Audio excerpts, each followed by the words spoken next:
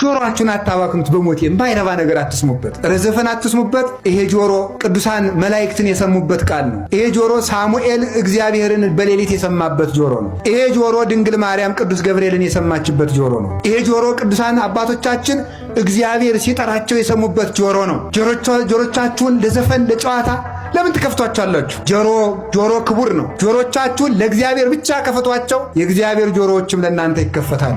የእኛ ጆሮ ለእግዚአብሔር ከተዘጋ የእግዚአብሔር ጆሮ ለኛ ዝግ ነው። ስለማይሰማ ሳይሆን የሚሰማ ነገር ስለሌለን ማለት ነው። እንደማይሰማ ዝም ይላል፣ እንደማይሰጥ ይዘገያል። ዝም የሚለው ስለምንድን ነው?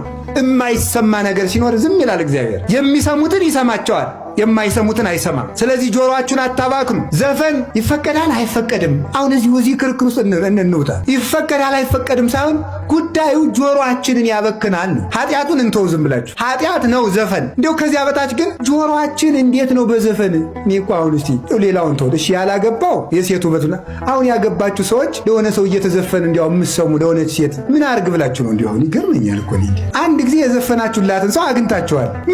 ምን ባሉኝ ነው እንደው የምትዘሉት ማለት ነው? ይገርመኛል። ማምላክ ሰው ለማያውቃት ሴት በተዘፈነ ዘፈን ሲዘል ያድራል እንዴ? ነውር እኮ ነው። ይሄ እኮ ጅልነት እኮ ነው። ይሄ እኮ መባከን እኮ ነው። ኧረ በሞቴ ስሙኝ። አሁን ዘንድሮ በየቦታው በጦርነት የረግፉትን ወንድሞቻችን ታውቃላችሁ አይደል? በቀኝም በግራ መጀመሪያ እኮ ሰይጣን ምን አድርጎ መሰላችሁ? 40-50 ዓመት አይምሯችን አባክኖ ነው ዛሬ በጦርነት የሚያባክነን። መጀመሪያ አባክኖናል። ንጽህናችን አባክኖታል። ሰውነታችን ባክኗል። ይሄው ተነግሮ የማይሰማ ሰው መግደልም በቃኝ የማይተፈጠረ ስለባከናችሁ ነው። በኳስ ፍቅር ጠልፎ ሲደነዝዝ የኖረ እንዴት ብሎ ይሰማል? ስለዚህ መጀመሪያ ስለደነዘዝ አባከነንና ደግሞ አሁን በጥይት ያባክነናል። ስለዚህ ጆሮአችሁን ጠብቁት። ለምንም ነገር እንኳን ክርስቲያን አንድ ፈላስፋ ያለውን እንገራችሁ። አንድ ፈላስፋ የሆነ ሰው እየሮጠ ሄዶ አንተ አንድ ነገር ልነግርህ ነበር አለው። ቆይ ሳትነግረኝ 3 ጥያቄ ልጠይቅህ።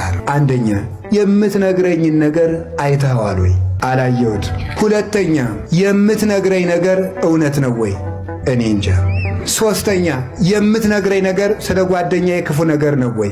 አዎ። እንዳትነግረኝ በሕግ አምላክ ብሎ ሰደደው ይባላል። ምንም ለማይጠቅምን ነገር ማለት ምንም። አሁን ሰው የሚያወራው ነገር እኮ ይገርማቸዋል።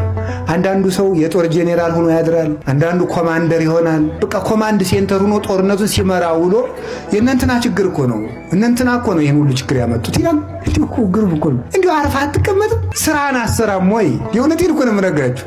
ዝም ብለን የራሳችን ስራ ማንሰራ ማስተካከል እንዲሁ በዚህ ዓለም ላይ ጅል ማለት በማያገቡት የሚገባ ነው ማለት ነው። ስለ ሀገራችን ጉዳይ አንቆርቆር እያልኳችሁ እንዳይመስላችሁ። እንደ ጭልፊት አጥንት ይዛችሁ እንዳትሮጡ፣ ሞጭላፊ አትሙ። እኔ ያልኩት ምን ማለት ነው? አንድ ሰው ምን ማድረግ ይችላል? በሀገርም ሆነ በጎረቤት ወይም በራሱ ችግር ሲፈጠር እነገሌ ለምን እንዲህ አደረጉ ሳይሆን የሚለው ምን ማለት ነው? አሁን እኔ ምን ማድረግ እችላለሁ ነው። ምንም ነገር ሲፈጠር ሁልጊዜ የራሳችሁን ድርሻ ነው መስራት። የሰዎችን ጉዳይ በመፍጠልጠል አሁን ብርግብነ ፓትርያርኩ ምን እያደረጉ ነው በዚህ ሰዓት? እንዴት ሊቀ ጳጳሱ ዝም ይላሉ? እንዴት አንተ ዝም አለ? መፈጠር ያለበት ራሳችን ምን እያደረግን ነው? ሀገረ ስብከት ምንድን ነው ያደረግ? የሆኑ ማህበራት ምንድን ነው የሚሰሩት? እዚያ ተጎልተው ሚል ሰው አለ። አንተ ምን እያደረግክ ነው? ሰው መስራት ያለበት የራሱን ነው። የራሳችን ስራ እንድንሰራ አምላከ ቅዱሳን ይርዳን።